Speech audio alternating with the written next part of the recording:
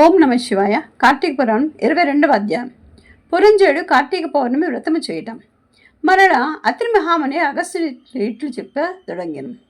పురంజయుడు వశిష్ఠుల వారు చెప్పిన ప్రకారము కార్తీక పౌర్ణమి రోజున శుచి దేవాలయానికి వెళ్ళి శ్రీమన్నారాయణని షోడశోపచారములతో పూజించి శ్రీహరిని గానం చేసి శాస్త్ర నమస్కారం చేసి సూర్యోదయం కాగానే నదికి పోయి స్నానమాచరించి తన గృహమున కలిగను.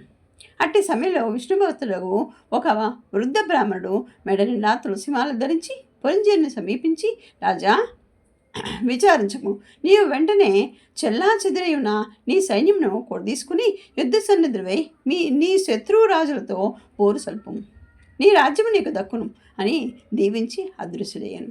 ఇతనెవరో మహానుభావుని వలె ఉన్నాడు అని ఆ వృద్ధుని మాట నమ్మి యుద్ధ సన్నిధులై శత్రురాజుతో ఘోరంగా పోరాడు. దెబ్బతిని క్రోధంతో ఉన్న పురంజయునికి సైన్యము దాటికి శత్రురాజుల సైన్యము నిలవలేకపోయింది. అది ఎనుగాక శ్రీమన్నారాయణ పురంజయుని విజయానికి అన్ని విధాల సహాయపడింది.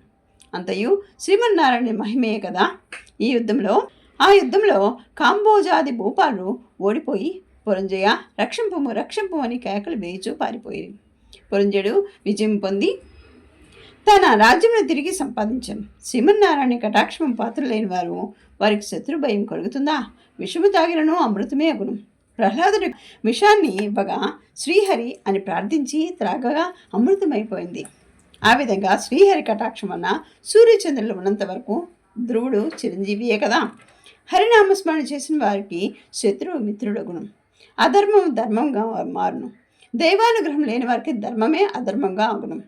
త్రాడు పామే ఖర్చును. కార్తీక మాసమంతి నదీ స్నానం అందించి దేవాలయంలో జ్యోతులు వెలిగించి దీపారాధన చేస్తున్న సర్వ విపత్తులను పట్టాపంచలగుదురు. అన్ని సౌఖ్యములు సమకూరును.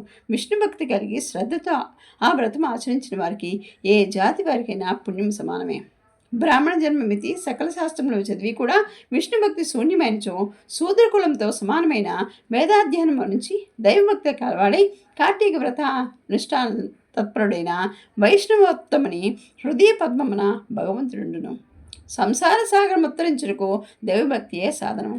జాతి భేదంతో నిమిత్తం లేదు. విష్ణుభక్తి ప్రభావము వర్ణాతీతం.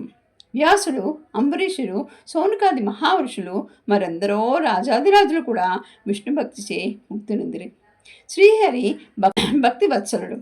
సదా పుణ్యాత్ములను కంటికి రెప్ప వలె కాపాడుచుండును. ఎవరినైనా శక్తి లేని ఎడ్ల వారు తమ ద్రవ్యమును వెచ్చించి అయినను మరి ఒకరి చేత దాన ధర్మములు వ్రతములు చేయించవచ్చును. శ్రీహరి భక్తులు అన్యోన్య సంబంధీకుడు, అందువలన లోకపోషకుడు. భక్తరక్షకుడైన ఆదినారాయణ తన భక్తులను సదా సంపదలను సంగి కాపాడుచుండును. శ్రీమన్నారాయణుడు సర్వాంతర్యామి, 1000 సూర్యభగవానుల తేజస్సు గలవాడు. నిరాకారుడు, నిర్వికల్పుడు, నిత్యానందుడు, నీరజాక్షుడు. 14 లోకములను తన కుక్షి అందుండిగా ఉంచుకొని కాపాడుచున్న ఆదినారాయణుడు.